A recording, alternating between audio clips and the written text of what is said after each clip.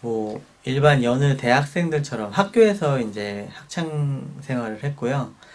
1학년 때 이제 여러 가지 경험을 하고 싶어서 이제 동아리 활동 여러 개 했었는데 그 중에 하나가 로봇 동아리였어요.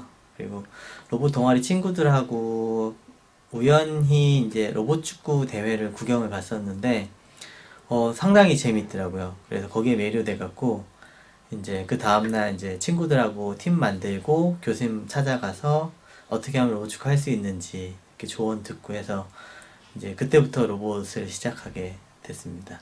요즘에 뭐 그 포켓몬고라는 게임이 유행하잖아요. 그게 이제 게임 그 스크린상에서 게임을 이제 현실 세계에 옮겨 놔서 이제 좀 사람들이 선호하는 게 열광하는 게 아닌가 싶은데 로봇 같은 경우에는 비슷해요. 사실 이제 스크린에서 내가 원하는 대로 로봇을 어떻게 만들겠다라고 시뮬레이션도 하고 프로그래밍도 하고 이렇게 만들면 그거를 이제 실제 이제 로봇에다가 뭐 다운로딩을 하면 실제로 그 로봇이 움직이는 거죠. 그렇기 때문에 뭐 컴퓨터 게임보다는 좀 더 매력적이라고 생각합니다. 오클랜드 대학 오기까지 네. 어떤 과정을 거쳐서 오게 됐는지 그거 좀 소개해 주세요. 네. 학부 때 이제 로봇을 시작하게 돼서 이제 로봇 축구를 몇 년 동안 하면서 이제 성과가 되게 좋았었어요. 그래서 한국에서 뭐 겨우 우승 많이 하고 세계대 가서 상도 받고 그래서 이제 조금 더 새로운 로봇, 그러니까 뭐 좀 더 똑똑하고 일상생활에서 사용할 수 있는 로봇을 한번 만들어 볼까라는 생각에 이제 대학원도 가게 됐고 이제 계속 이제 서비스 로봇이나 인공지능 쪽을 공부하게 돼서 박사를 이제 서울대에서 받았고요. 그 이후에 이제 한국생산기술연구원이라는 곳에서 그 사람의 얼굴 그리고 사람의 신체를 모방한 로봇을 제작을 했고요.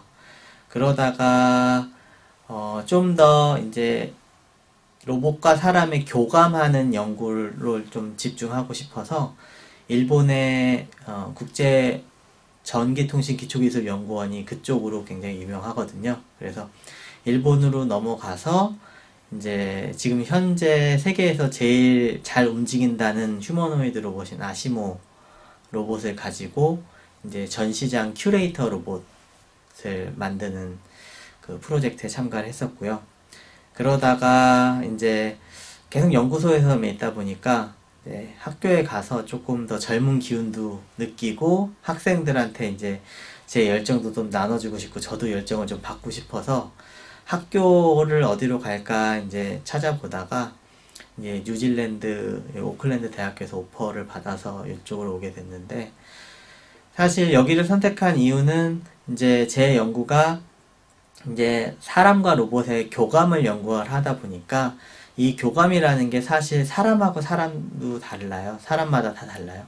남녀가 다르고 나이에 따라서 다르고 그리고 컬처럴 백그라운드에 따라서 다르고 근데 뉴질랜드는 굉장히 다민족 국가이면서 너무 크지도 않고 너무 작지도 않은 나라여서 제 연구를 적용하기에는 괜찮은 곳이다라고 생각을 해서 이쪽에 오게 됐습니다. 일본 같은 데서는 백화점에서 그 네, 로봇이 뭐 손님들하고 인사도 하고 네, 이런 로봇이 나왔다고 들었는데 네, 그리고 네, 뭐 환자들을 위해서 심부름도 하고 네, 네, 네. 그 기계가 사람하고 감정을 나눌 수 있다는 건 그건 굉장히 힘드는 것 같은데 어떠세요? 네, 맞아요. 사실 그 로봇 기술이 뭐 기계, 전자, 전기, 컴퓨터, 뭐 프로그래밍, 인공지능 이쪽 기술을 다 융합한 학문이거든요. 그런데 거기에다가 이제 어플리케이션에 따라서 추가적인 기술들을 많이 필요로 해요. 사실 뭐 헬스케어 로봇 같은 경우에는 메디칼 쪽의 논리지도 필요하고 뭐 농업 로봇 같은 경우에는 어그리컬처 쪽의 논리지도 많이 필요하고 그래서 이 로봇 쪽이 사실 발전이 굉장히 더디게 보였었거든요. 근데 특히나 그랬기 때문에 여태까지는 로봇의 기능에 초점을 맞춰서 사람들이 많이 개발을 했어요. 그런데 나중에는 이제 그 로봇들이 사람이 사는 공간에 같이 살아야 되는 시대가 오거든요. 그렇게 되면 이제 당연히 사람하고 로봇 간의 관계도 어느 정도 유지가 잘 돼야 되고 좋아야 되고 사람도 로봇을 좋아해야 되고 이런 그 기술이 많이 필요할 거라고 생각을 하고요. 사실 그 사람도 그 상대방 사람의 그 감정을 읽어내고 대화하기가 상당히 쉽지가 않잖아요. 그렇죠. 로봇도 마찬가지고요. 근데 그쪽은 반드시 필요한 기술이라고 생각을 하고 그런 기술이 없으면 앞으로 로봇이 사람하고 한 공간에서 살게 되는 시대가 왔을 때 어떤 소셜 프로블럼이 발생할 가능성이 있거든요. 그렇기 때문에 좀 어려워도 이쪽으로 이제 다음 연구 주제는 이쪽으로 가야 된다고 생각을 하고 이쪽으로 연구를 하고 있습니다. 그 사람하고 교감을 하자면 그 아무래도 프로그램을 컴퓨터 안에 집어넣어야 되잖아요. 그렇죠. 그러니까 이제 그 어느 정도 한계가 있을 것 같은데 그 한계를 넘어서면 그 제대로 답을 못 한다든가 네. 이런 경우가 있잖아요. 네. 그것도 어떻게 그 극복할 방법이 있을까요? 네. 지금 말씀하신 것처럼 로봇이 지금 현재 기술력으로는 그 특정한 환경 하에서만 동작을 굉장히 잘해요. 그렇다는 소리는 이제 그 정해진 환경에서 정해진 임무만 할 수 있다는 얘기거든요. 네. 반대로 얘기하면은 로봇은 그 돌발 상황의 대처 능력이 떨어진다는 거예요. 근데 지금 여러 연구자들이 많이 이쪽으로 개발을 하고 있고 연구를 하고 있고요. 얼마 전에 이제 알파고라는 시스템이 나왔잖아요. 그 알파고 시스템도 사실 어떻게 보면 특정 환경 하에서 무언가 고도의 지능을 필요로 하는 기술을 사용을 한 거거든요. 근데 이제 그 알파고가 이제 실제 사람들이 생활하는 공간으로 넘어온다면 이제 또 사실 또 다른 문제가 되는 거죠. 그래서 지금 그쪽으로는 많이 연구를 하고 있는데요. 네, 좀 더 시간이 많이 필요할 것 같고요. 그쪽은 사실 그 돌발 상황을 예측하는 그 여러 가지 그 패턴들이 있거든요. 예를 들어서 사람 같은 경우에도 어떤 사람들은 돌발 상황의 대처를 잘하고 어떤 사람은 못하잖아요. 그거는 이쪽 연구하는 사람들의 그 의견을 들어보면 경험의 차이라고 하거든요. 그래서 로봇한테도 어느 정도 로봇이 겪지 않은 그런 경험들을 가르쳐 줄 수만 있다면 로봇도 그런 돌발 상황을 예측하고 그런 좀 더 앞으로 좀 더 똑똑한 그 판단과 행동을 할 수 있지 않을까 생각을 합니다. 그러니까 그 세상의 우수한 두뇌들의 모든 그 경험을 컴퓨터에 집어넣으면 그 로봇이 인간보다 더 우수해지잖아요. 네. 그럴 경우에는 인간의 두뇌가 좀 이렇게 나중에는 나빠지지 않을까요? 그런 걱정을 사실 많이 하세요. 많이 받는 질문 중에 하나고요. 이제 영화 같은 거 보면은 이제 그런 스토리가 많잖아요. 근데 이런 쪽에 대해서 지금 로봇이나 인공지능 연구하는 분들이 많이 이미 생각을 하고 있고요. 지금 학회나 뭐 이런 데 가면은 이쪽에 대해서 연구하는 분들이 디스커션도 굉장히 많이 하고요. 그런데 제가 봤을 때는 아직까지는 그런 걱정까지는 안 하셔도 되고요. 아직 그렇게 되기 위해서는 앞으로도 한참 시간이 많이 필요하고요. 그때까지 사람들이 로봇을 안 좋은 방향으로 발전시키지 않도록 제도적으로 그리고 윤리적으로 뭔가 토론도 많이 하고 보안 장치를 마련한다면 그쪽으로는 해결 방법이 나오지 않을까 생각합니다. 한국생산기술연구원에 있을 때 이제 사람 닮은 로봇을 연구를 했었는데요. 그때 제작했던 로봇이고, 그 로봇 그 생산기술연구소하고 저희하고 같이 그 공동 연구를 지금 하려고 준비하고 있거든요. 그래서 저희가 그 생산기술연구원 측에서 제작한 로봇을 한 대 구입을 해서 저희가 가지고 와서 여기서 실험을 지금 하고 있고요. 이 로봇은 지금 보시는 대로 여러 가지 표정을 지을 수가 있어요. 네. 그래서 이런 사람을 닮은 로봇을 안드로이드 로봇이라고 하거든요. 휴머노이드 로봇의 일종인데요. 이 로봇이 휴머노이드 로봇하고 다른 점은 이제 정말 사람의 그 어피어런스를 가지고 있다는 게 큰 특징이고요. 지금 이 로봇 같은 경우에 기술적으로 그 우수한 점이 뭐냐면, 이 지금 보시면 이 로봇 얼굴이 이렇게 있는데, 이 로봇 얼굴 자체에 모든 모터라던가 아니면 컨트롤러가 다 포함이 되어 있어요. 사실 이 로봇은 세계에서 두 번째 안드로이드 로봇이고, 첫 번째 안드로이드 로봇은 일본에서 만들었는데, 일본 로봇들은 공합 모터를 사용하기 때문에 이 얼굴 뒤에 부가적인 장치가 굉장히 크게 필요하거든요. 근데 이 로봇은 이런 일반 DC 모터를 사용했기 때문에 좀 더 소형으로 제작을 할 수가 있었고요. 그리고 더 특이한 점은 지금 요 안에 모터가 거의 30개 정도가 들어가 있어요. 그래서 이 얼굴을 디자인을 할 때 저희는 사람의 얼굴 근육 메커니즘을 공부를 해서 최대한 비슷하게 만들었어요. 그래서 뭐 눈을 뜬다든지 눈썹을 올린다든지 아니면 입을 벌린다든지 아니면 뭐 혀를 내민다든지 여러 가지 동작들을 이제 사람과 굉장히 유사하게 할 수 있고요.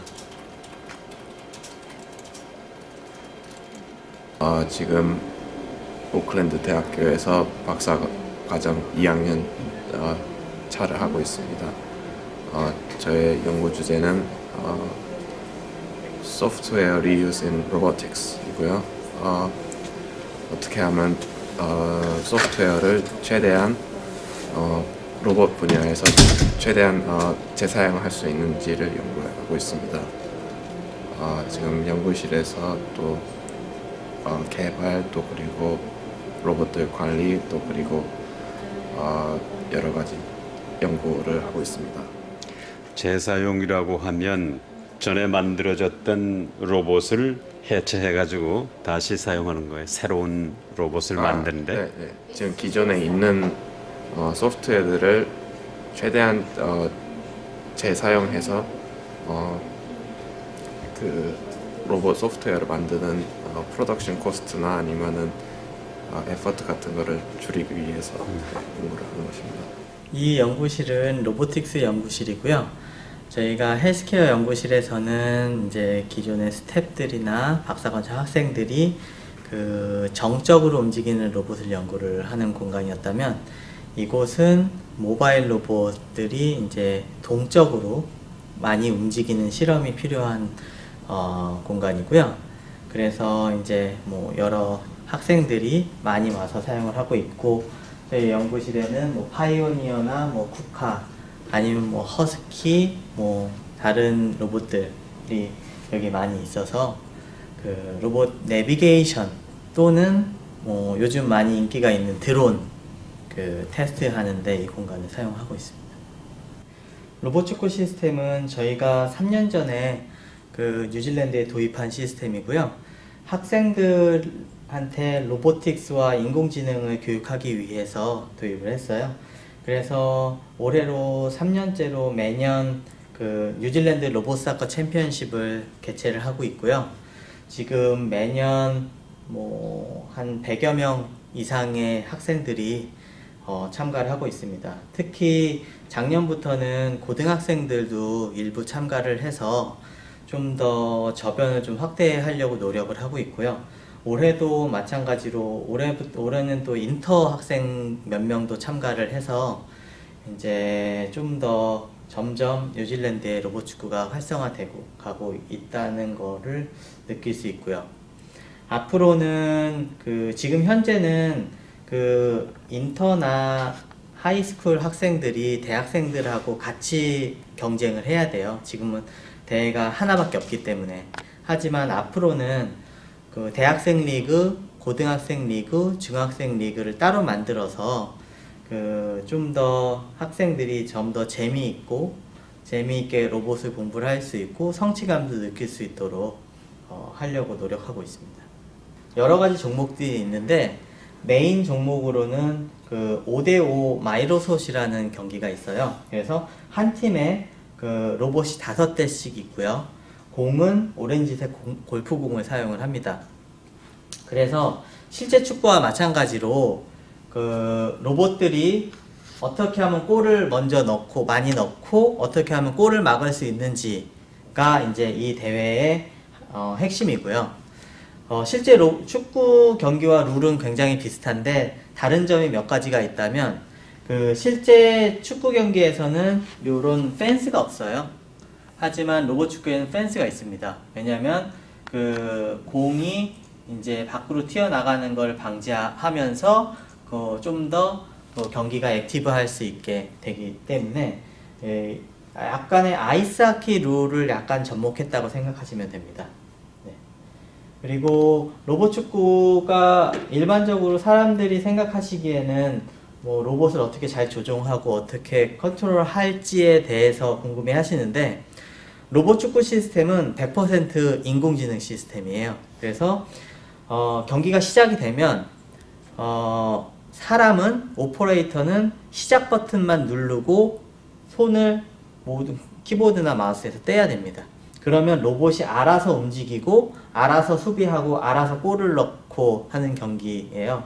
그래서 학생들한테 굉장히 교육적으로 좋은 거는 뭐냐면 이 정해진 환경이지만 어떤 상황이 발생할 수 있는지에 대해서 예측을 할 수 있고 그 상황에 맞춰서 로봇의 행동을 만들어주는 인공지능이 필요하기 때문에 그런 인공지능을 디자인한다는 면에서 굉장히 학습적으로 도움이 많이 되고 있습니다. 이 친구는 헨슨 로보틱스라는 회사에서 만든 휴머노이드 로봇인데요. 아까 보셨던 것과 마찬가지로 사람과 비슷한 얼굴을 가지고 있어요. 그래서 이 친구도 안드로이드 로봇이라고 할 수 있고요. 이 친구는 모터는 몇 개, 10개 미만으로 달려 있어서 표정은 아주 단순한 것밖에 질 수 없는데 대신에 이 친구는 이제 이렇게 이족 보행 바디와 팔을 갖고 있기 때문에 좀 더 액티브한 동작을 많이 보여줄 수가 있죠. 인간이 로봇의 지배를 받는 시대가 오지 않을까요? 그럴 수도 있고요. 네. 아니면 정말 인간이 잘 대비를 한다면 이제 정말 우리가 자동차나 핸드폰이나 컴퓨터나 요런 시스템들을 지금 아직 잘 통제하듯이 로봇도 인간의 통제하에 잘 있을 수 있고요.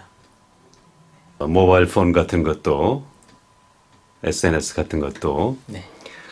참 잘 이용하면 굉장히 유익한데 그걸 네. 좀 나쁜 쪽으로 이용하기 때문에 여러 가지 좀 피해가 많잖아요. 네네. 로봇도 앞으로는 그런 염려가 있지 않을까요? 네네네. 그런 걱정들을 많이 하세요. 네. 근데 로봇 윤리라고 있어요. 연구 분야 중에 로봇 윤리라고 있는데 이거는 로봇 엔지니어들이나 아니면 법을 공부하시는 분들, 연구하시는 분들 아니면 경제학과 이 여러 분야에 있는 분들이 같이 모여서 이제 다가올 시대를 걱정을 하시거든요. 그래서 로봇은 이런 거는 해도 된다. 이런 거는 하면 안 된다. 라는 로봇 윤리를 지금 만들고 있어요. 그래서 요 로봇 윤리가 잘 만들어지면 이제 연구자들은 그 윤리를 잘 따라서 로봇을 만들어야 되고요. 물론 그 윤리를 이제 어떻게든 피해서 다르게 악용하는 사람들도 당연히 생기겠죠. 그러면 이제 그런 상황은 이제 인간들이 만든 그런 어떤 제도적인 그 틀로 어떻게든 이제 인간을 보호해야겠죠. 뉴질랜드의 로봇 기술은 다른 나라에 비해서 어느 정도입니까? 전반적인 로봇 기술 수준으로 봤을 때, 세계 탑 클래스는 아니에요. 서비스 로봇 같은 경우에는 세계적으로 일본이 앞서고 있고, 군사 로봇은 미국, 그리고 정밀 로봇은 독일을 비롯한 유럽 국가들이 앞서가고 있고요. 한국 같은 경우에는 이제 그 세 가지를 아울러서 이제 로봇을 제조하는 기술이 상당히 발전돼 있고요. 근데 뉴질랜드는 제조업도 취약한 나라이고, 다른 그 산업도 어떻게 보면 다른 나라에 비해서 약한 편이기 때문에 그 로봇의 어떤 분야가 우수하다라고는 아직까지는 말씀을 못 드리겠지만, 뉴질랜드의 강점 중에 하나가 복지 국가거든요. 그래서 그 뉴질랜드에서는 지금 그 로봇을 복지, 특히 노인 복지 쪽으로, 그리고 의료 쪽으로 사용하려고 지금 그 정부나 연구자들이 굉장히 노력을 하고 있고요. 그리고 그 외국에서도 특히 일본이나 미국에서는, 그리고 한국, 이 나라 애들에서는 뉴질랜드로 많이 공동 연구를 요청을 하시고 실험을 많이 오세요. 왜 그러냐면 그 뉴질랜드가 다민족 국가이기 때문에 아시아 나라들, 한국이나 일본 같은 아시아 나라들은 자신들이 만든 로봇을 그 서방 쪽으로 이제 수출을 하기 위해서는 뭔가 실험이나 테스트베드가 필요하거든요. 그렇기 때문에 뉴질랜드로 많이 오시고, 유럽이나 미국 같은 나라도 마찬가지로 아시아권에 진출하기 위해서는 뭔가 실험이 필요하니까 이제 뉴질랜드에서 같이 뭔가 실험을 하고 싶다고 많이 요청을 하세요. 그래서 뉴질랜드 같은 경우에는 이런 그 문화적인 그 요건이 굉장히 좋거든요. 그래서 이런 점을 잘 활용을 한다면 뉴질랜드도 그 로봇 강대국 사이에서 잘 살아남을 수 있지 않을까 생각합니다. 저는 일단 다가올 미래가 당연히 로봇 시대가 올 거라고 생각을 하고요. 그런데 지금까지 로봇은 그 공장이라던가 어느 특정 지역에, 특정 환경 안에만 있었어요. 하지만 다가올 미래는 로봇이 지금 바로 제 옆에 있을 수도 있는 거거든요. 그렇기 때문에 그 로봇을 사람이 불편해하지 않고 로봇 잘 활용할 수 있게끔 하는 그런 연구를 하고 싶고요. 이걸 위해서는 이제 로봇이 사람과 잘 교감을 할 수 있고, 사람의 희노애락까지 느낄 수 있으면 훨씬 더 좋은 동반자가 되지 않을까 생각을 합니다. 그래서 저는 그쪽으로 연구를 포커스를 둬서 하려고 생각하고 있고요. 그리고 또 하나는 이제 앞으로 그 로보틱스 기술은 인공지능이라던가 프로그래밍 기술이 굉장히 중요해져요. 근데 특히 프로그래밍 같은 경우에는 그 우리가 뭐 영어를 배우거나 한국말을 배우듯이 어렸을 때부터 배우는 게 굉장히 유리하거든요. 그래서 저는 그 더 어린 학생들이 로봇을 그리고 프로그래밍을 쉽게 배울 수 있는 환경을 좀 만들려고 해요. 그래서 지금 그 세계 로봇 올림피아드 대회가 세계에서 가장 큰 그 학생 로봇 대회인데, 그 로봇 올림피아드 조직위원회하고 얘기를 해서 지금 내년에 뉴질랜드 로봇 올림피아드 대회를 유치하기로 확정을 했고요. 지금 그 대회를 유치하기 위해서 이제 스폰서도 구하고 있고, 이제 장소라던가 이제 플랜을 좀 만들고 있어요. 그래서 동시에 이제 학생들한테 이제 홍보도 하면서 이런 대회가 있으니까 한번 공부를 한번 해보세요 라고 지금 적극적으로 얘기도 하고 있고, 커리큘럼도 만들고 있고요. 그래서 그 두 가지가 제 이제 최근 이제 지금 생각하고 있는 계획입니다.